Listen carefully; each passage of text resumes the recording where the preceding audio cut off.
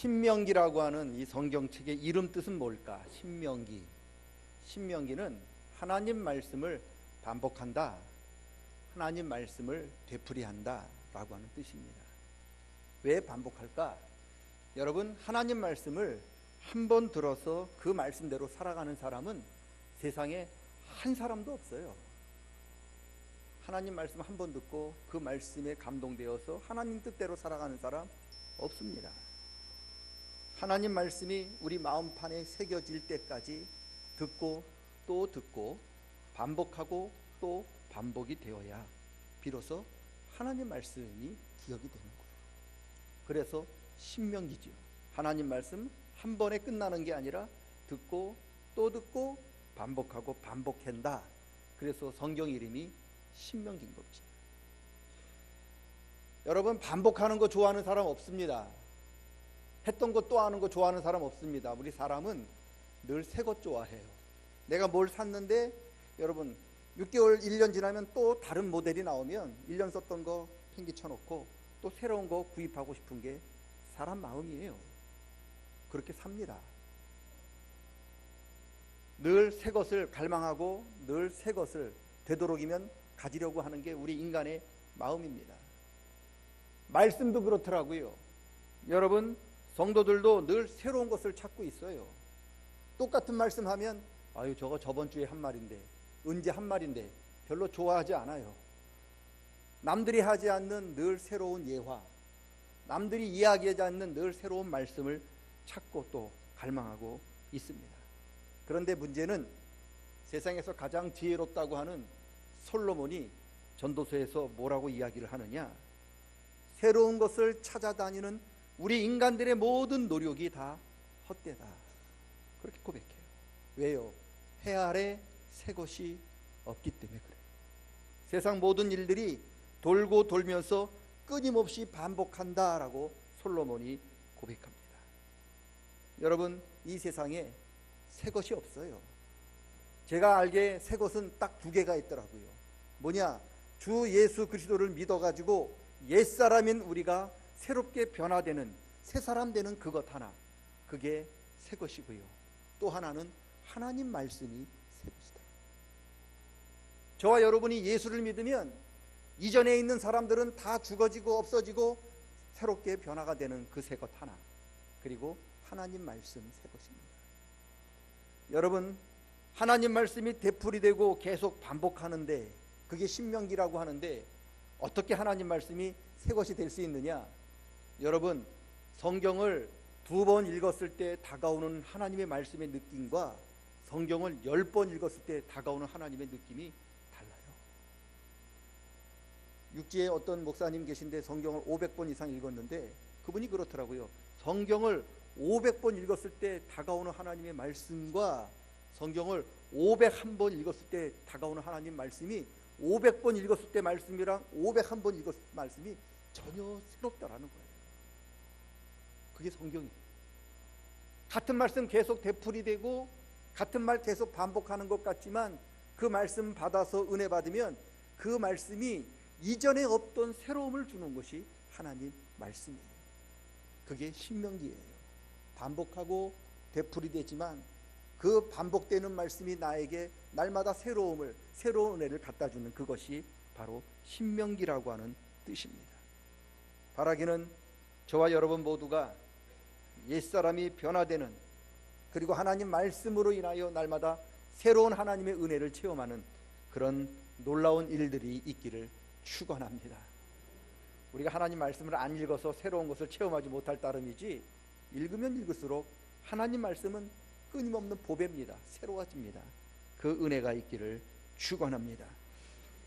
여러분, 창세기 성경 제일 읽어보면 제일 처음에 창세기가 나오고 그 다음 출애굽기, 레위기, 민수기, 신명기, 이 5가지 책을 모세가 썼다 해서 모세가 쓴 모세오경이라고 부릅니다. 모세는요, 이스라엘 백성에게 하나님 말씀을 2번 전해요. 2번. 첫째는 출애굽한 이스라엘 백성들 광야로 인도하여 시내산에 1년 동안 머물게 합니다. 그리고 모세 자신은 시내산에 올라가서 40일 동안 금식하면서 하나님으로부터 말씀을 받아요. 그리고 그 받았던 말씀을 산에서 내려와서 이스라엘 백성들에게 이것이 너희를 향한 하나님의 말씀이다 라고 선포하는데, 이게 첫 번째로 전한 말씀인데 이 내용이 출애굽기와 레위기예요. 이게 첫 번째 전했어요. 두 번째는 출애굽해서 시내산에서 하나님 말씀을 모세로부터 들었던 이스라엘 백성들이 하나님 말씀에 불순종해서 다 죽어요. 광야에서 다 죽습니다. 모세가 하나님 말씀을 전할 때 두 사람 살아남잖아요. 여호수아와 갈렙 살아남고, 모세가 하나님 말씀 전할 때 20살이 안 된, 나이가 어려서 하나님 말씀을 직접 듣지 못했던 그런 어린 자녀들만 살아남아요. 그런데 이 광야 40년 동안 생활할 때 직접 하나님 말씀을 들었던 사람들, 어른들은 다 죽고, 하나님 말씀을 듣지 못했던 그런 어린 자녀들이 이제 40년 동안 광야 생활하면서 어른이 되었거든요. 이들이 어른이 되어서 이제 하나님 말씀하신 가나안 땅에 들어갈 준비를 다 마치고 지금 가나안 땅을 눈앞에 두고 있을 때 모세가 그들에게 다시 하나님 말씀을 전해요. 너희 아버지가 들었던 말씀 이제는 내가 너한테 전한다, 다시 전한다 하면서 전했던 말씀이 오늘 우리가 읽었던 신명기예요. 신명기가 그래서 너희 아버지가 시내산에서 들었던 이 말씀 이제 자녀인 너희에게 다시 전하기 때문에 하나님 말씀이 반복해서 신명기인 거예요. 여러분, 부모가 들었던 말씀 이제는 자녀가 들어야 한다는 거예요. 이게 왜 중요합니까? 부모가 들었던 하나님 말씀이 왜 자녀가 들어야 되는가? 그게 왜 중요한가? 출애굽기 5장을 한번 보겠습니다. 1절부터 3절. 출애굽기 5장, 앞에도 띄어놨습니다. 출애굽기 5장, 죄송합니다. 신명기 5장. 신명기 5장. 지금 6장 읽었으니까 한 장만 앞으로 넘기면 5장이죠. 5장 1절부터 3절 다 같이 한번 읽어보겠습니다. 모세가 온 이스라엘을 불러 그들에게 이르되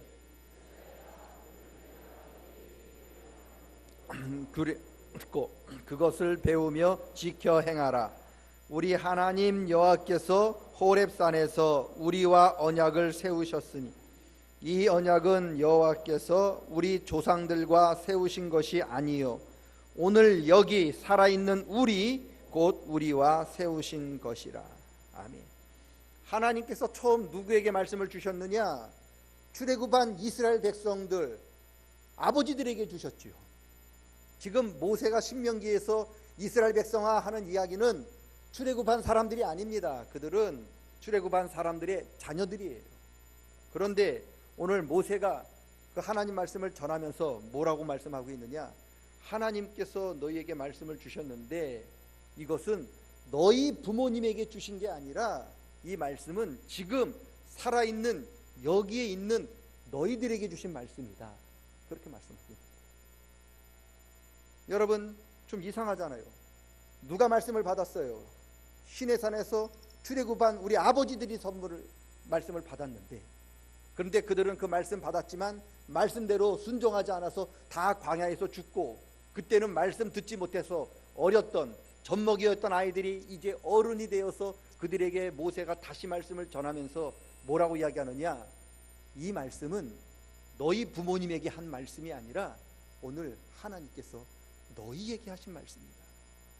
이 말씀을 너희 부모님에게 하신 말씀이 아닌 너희에게 주신 말씀으로 받으라. 그렇게 말씀하고 있는 거예요.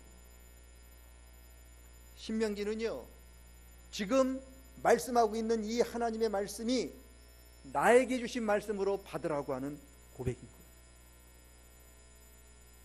어른들이 말씀을 받았지만 어른들이 아니라 오늘 살아있는 너희가 바로 하나님 말씀을 받아야 한다. 그렇게 말씀하고 있는 거죠. 이게 무슨 뜻입니까? 여러분, 고린도전서 2000년 전에 하나님께서 바울에게 주신 말씀이 아니라 바로 오늘 살아있는 우리들에게 주신 말씀이라는 거예요. 마태복음, 하나님께서 2000년 전에 마태에게 주신 말씀이 아니라 오늘 살아있어서 여기 앉아 계신 여러분에게 주신 말씀이라는 거예요.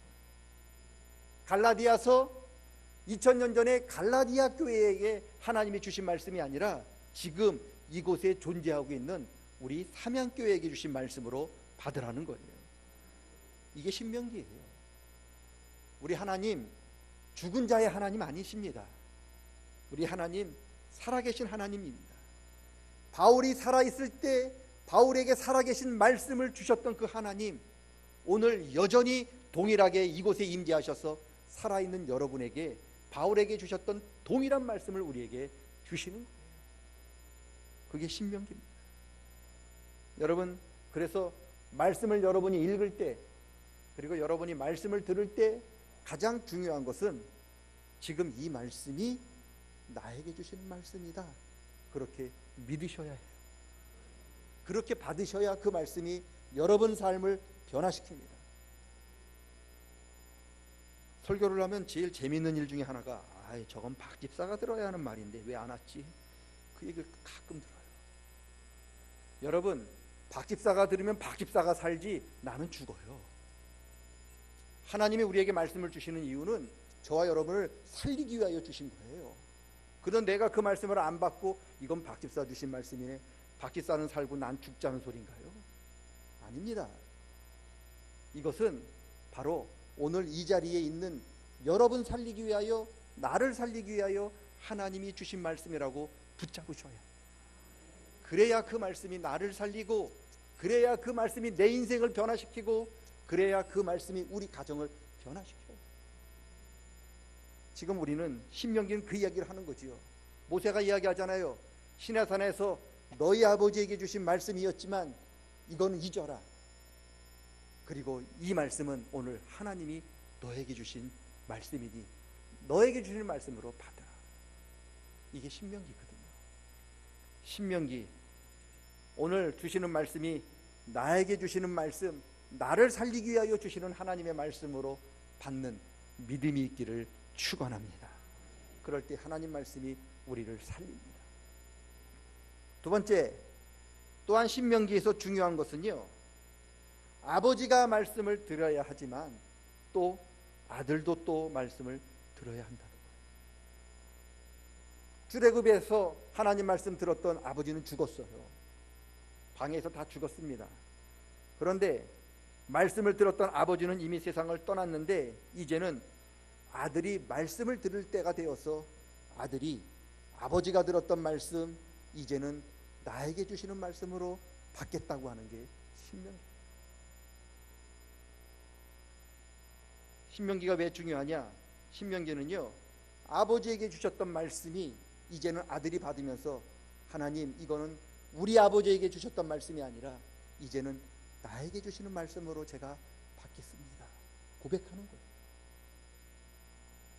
이 아름다운 말씀의 고백이 아버지에서부터 아버지로 끝나는 게 아니라 그 말씀이 이제는 아버지에서 아들로 이어가야 한다는 것을 신명기가 보여주는 거예요. 아버지가 말씀 들으면요, 아버지가 살아요. 아들은 죽습니다. 아들이 말씀 들으면요, 아들이 사는 거지요. 아버지가 사는 게 아닙니다. 말씀을 들은 사람이 사는 거예요. 그 말씀을 내 말씀으로 받아들이는 그 사람이 사는 거예요. 그런데 아버지가 들었던 구원받은 말씀을 이제는 아들이 듣고 구원받아야 한다, 이건 네 말씀으로 받아라 라고 이야기하는 게 신명기예요. 아버지, 내가 말씀을 받았는데 나만 구원받고 우리 아들 그것을 자기 말씀으로 받게 하지 못한다면 어떻게 합니까? 그러니 신명기는요, 하나님 말씀을 들었던 어른들이 굉장히 중요한 거예요.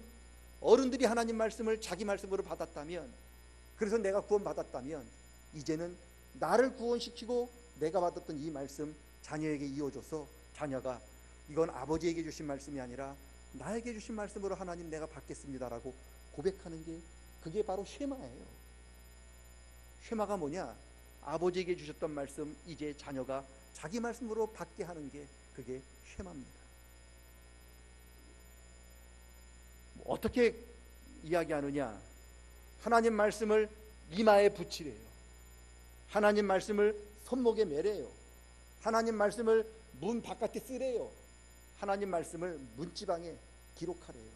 이게 무슨 뜻이냐? 아버지가 받았던 말씀 아들에게 전해주기 위해서는 수단과 방법을 가리지 말라. 하나님 말씀 전하는데요, 수단과 방법 가리면 안 돼요. 무슨 수를 써서라도 그 말씀이 자녀들에게 이어지도록 노력하셔야 돼요. 또 뭐라고 기록하느냐? 집에 있을 때든지 길을 갈 때든지 일어날 때든지 누울 때든지 시간과 상관없이 아버지 네가 받았던 말씀 자녀들에게 이어줘라 말씀합니다. 시간이 상관없다는 거예요. 환경과 여건 상관없다는 거예요. 왜요? 아버지 내가 말씀을 받았던 그 말씀 우리 자녀가 받도록, 그래서 우리 자녀가 살아나게 하는데 시간이 뭐가 중요하냐는 거예요. 수단과 방법 가릴 게 뭐 있냐는 거예요. 예를 들어 볼게요. 지금 내 자녀가 갑자기 아파서 죽어가고 있어요. 병원에 가야 되는데 지금 새벽 1시인데 그러면 지금 의사 선생님 새벽 1시인데 주무실 것 같은데 깨우면 실례야. 예의가 아니니까 피곤할 테니까 내일 아침 천천히 가서 예약해야지. 이런 부모 있어요? 없잖아요. 급하니까 내 차에 태웠어요. 자녀를 태웠습니다. 그 병원을 향해 가는데 여기는 학교 구역이니까 시속 20km니까 천천히 가야겠네. 천천히 오고 아이고 빨간불인데 켜야지. 쉬고. 그렇게 해서 병원 가는 부모님 계신가요? 제가 신장결석이 있어가지고 2번 있었어요. 한 번은 우리 김학구 장로님이 새벽에 저를 이제 병원에 데려갔고, 두 번째는 제가 이제 운전을 못 해가지고 택시를 탔는데 아저씨 제가 너무 아픈데 병원 좀 빨리 갑시다 그랬더니 알았어요 그러더니요 수더라고요. 아저씨 왜 서요? 했더니 빨간불이래요.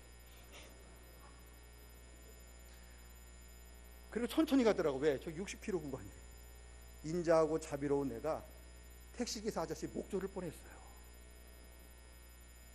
지금 내가 죽겠는데, 우리 아들이 죽겠는데 수단 다 따지고 방법 다 따지고 그렇게 병원 도착하면 아들 죽으면 누구 책임입니까?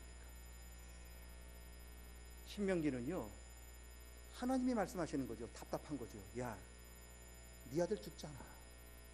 너는 말씀 네가 받아서 넌 사는데, 네가 받았던 말씀 네 아들 못 전해주면 네 아들 죽는데 너는 급하지 않니?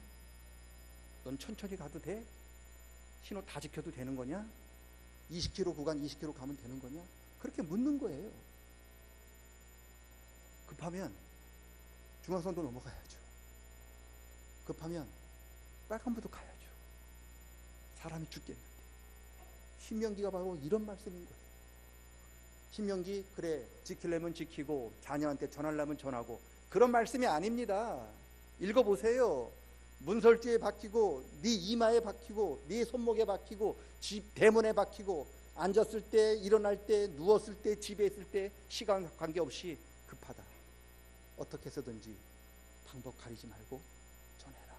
그게 신명기예요. 신명기는 하나님은 굉장히 급하셔요. 왜?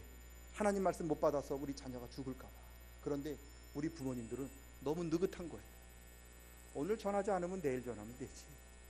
뭘 급한 게 뭐 있나. 그렇다는 거예요.